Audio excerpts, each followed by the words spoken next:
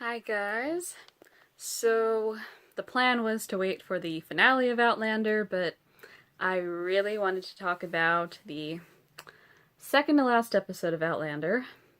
And forgive me if this is moving a lot. I'm trying a new camera, just trying to get the right angle. Okay, I think I'm alright. So, Outlander was, as usual, surprising with what they brought.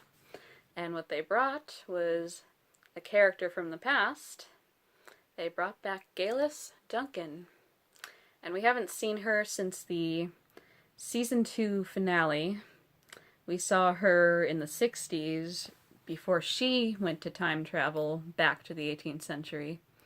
And now we're kind of caught up to where she is in the present of the past. It's never easy to explain. But she's actually in Jamaica, and she's a plantation owner because she married after she managed to escape thanks to Dougal's help. And I'll get all into that soon, but I wanted to start from a little explanation before we get into what happened in the episode. So Claire and Jamie have been voyaging to Jamaica to go rescue young Ian. And one thing that's been delaying them, Claire was called onto another ship, and it turns out that the ship that she was called on, it's a British ship, and they want to capture Jamie because thanks to, he was the guy that went into the print shop and caused all the trouble before it burned down. He managed to get to the ship, and he told them about Jamie. So now they want to arrest him, and Claire had to escape the ship, and she managed to get onto an island where eventually she did find Jamie. So now that they're in Jamaica, their main goal is to find young Ian. They're also trying to avoid running into the British men from the ship, but that's not a concern until later in the episode, which, again, I will get to. So they're trying to figure out who might have bought Ian because he was sold into slavery. And it turns out that, as we see in the beginning of the episode, Geillis Duncan makes her appearance, and she's the one who has bought young Ian. And it turns out that the treasure that they had on the island, which Jamie had found years before, it turns out that that was hers. Something like Dougal had hid it there, and I guess since she was with Dougal, that it's technically hers. If I missed that, I don't know. But anyway, she's definitely adamant about making sure that every single piece is there. And one piece is missing, and she wants to know who might have taken it. And after giving young Ian some truth tea, unfortunately, he suggests that maybe his uncle Jamie took it, and he actually had, and he had given it to Lord John Grey, who we do actually get to see in this episode. And so now her main goal is to make sure that every piece of treasure is there. And I'm not positive what's going to happen to young Ian. As much as I've spoiled for myself with the book series, I honestly don't know how everything plays out at the end. I have an idea. Somebody's not gonna make it in the... Somebody's not gonna make it in the finale.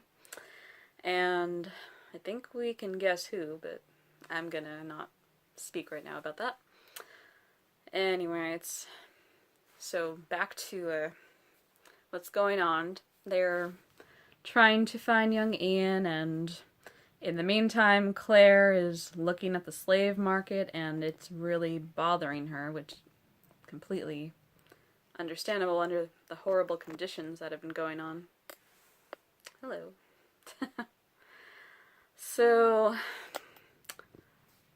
unfortunately, this causes, Claire to really, something just really rises up in her, and one particular slave, she just goes crazy towards the sellers and Jamie ends up buying the slave, and he actually does end up helping them figure out who might have gotten a hold of Ian, and which eventually reveals that it's Geillis.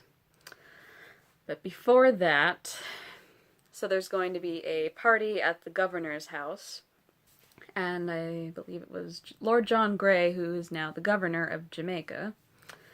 And while at the party, they all run into each other, and it's kind of an awkward thing because Lord John Grey was into Jamie.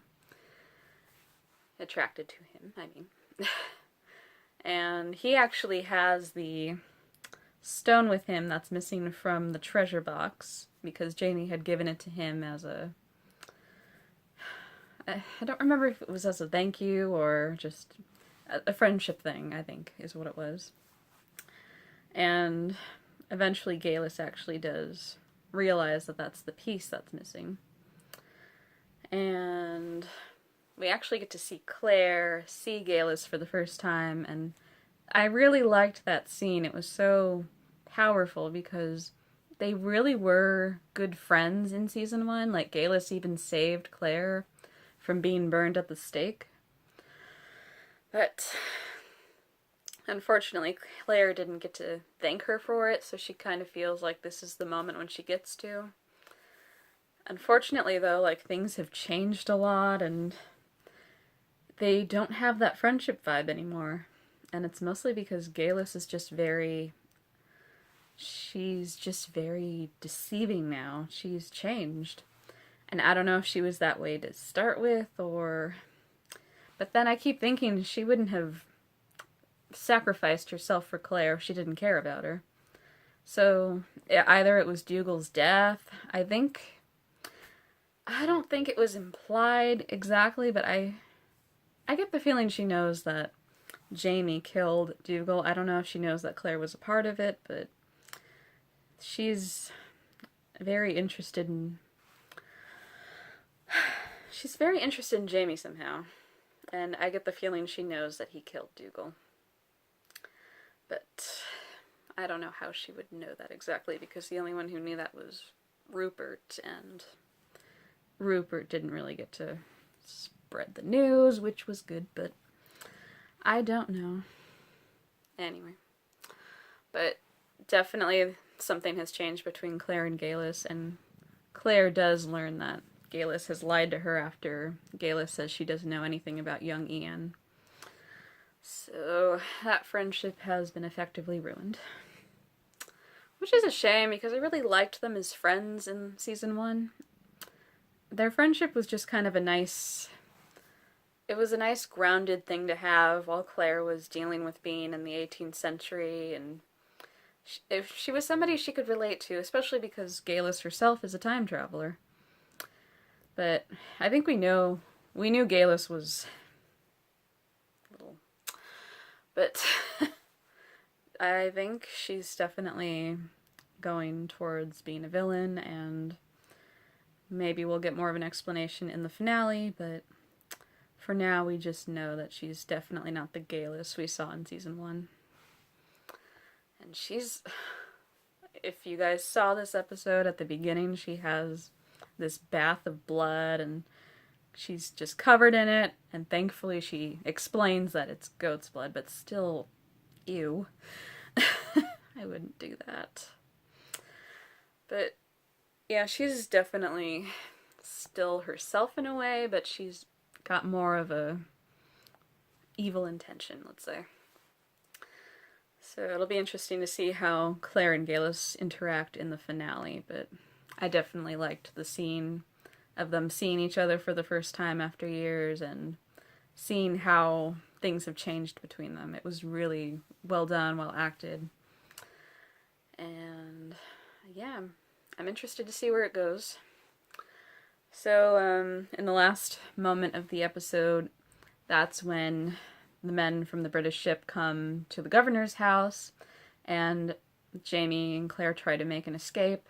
Unfortunately, on the carriage ride out, they are caught, and Jamie is arrested. And after Claire tried to save the men on the British ship, the captain's just not gonna hear it.